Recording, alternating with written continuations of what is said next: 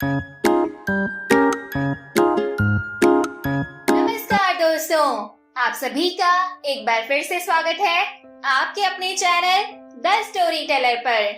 दोस्तों, आज के अपने इस वीडियो में हम सुनेंगे व्यापारी का पतन और उदय नामक कहानी।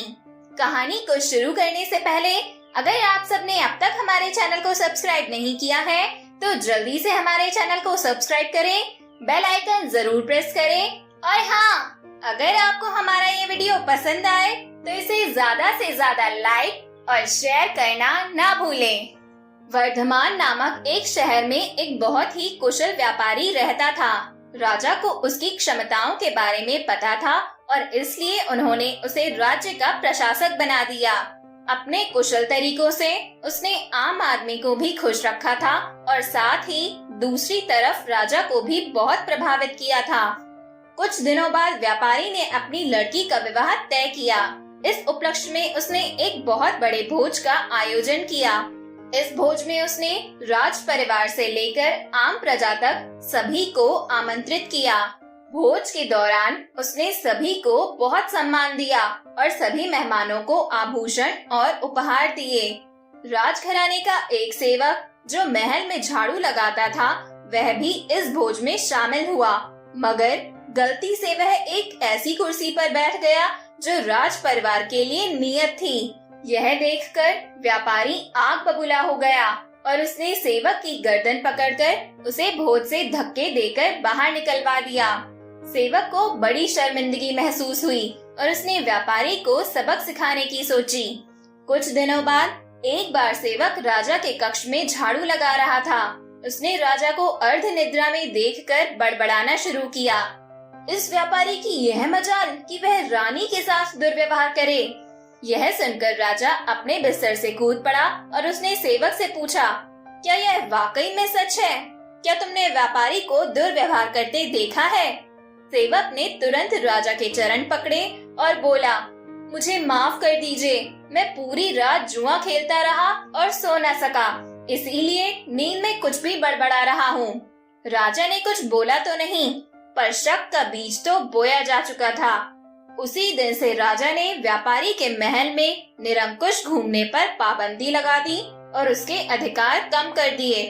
अगले दिन जब व्यापारी महल में आया तो उसे संतरियों ने रोक दिया। यह देखकर व्यापारी बहुत आश्चर्यचकित हुआ। तभी वहीं खड़े सेवक ने मजे लेते हुए कहा, ए संतरियों, जानते नहीं ये कौन है? ये बहुत प्रभावशाली व्यक्ति हैं और तुम्हें बाहर फेंकवा सकते हैं, जैसा इन्होंने मेरे साथ अपने भोज में किया था। तनिक सावधान रहना।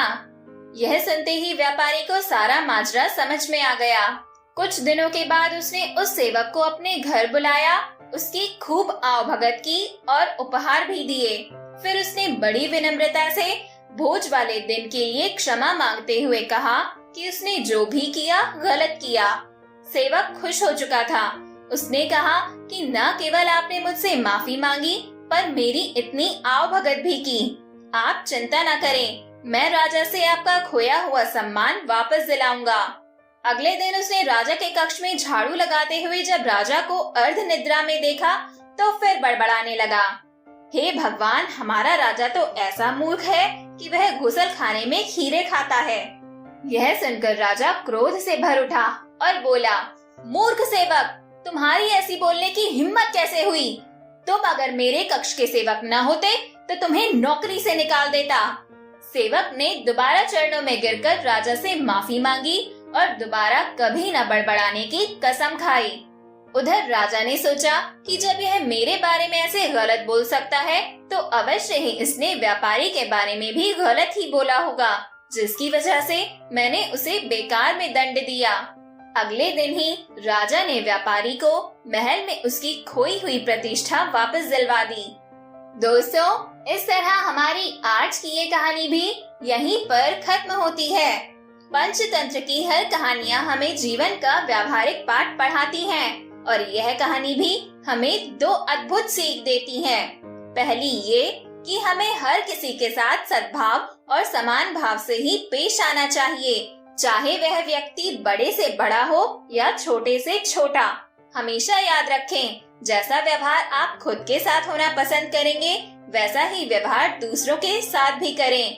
और दूसरी सीख ये कि हमें सुनी सुनाई बातों पर यकीन नहीं करना चाहिए, बल्कि संशय की स्थिति में पूरी तरह से जांच पड़ताल करके ही निर्णय लेना चाहिए।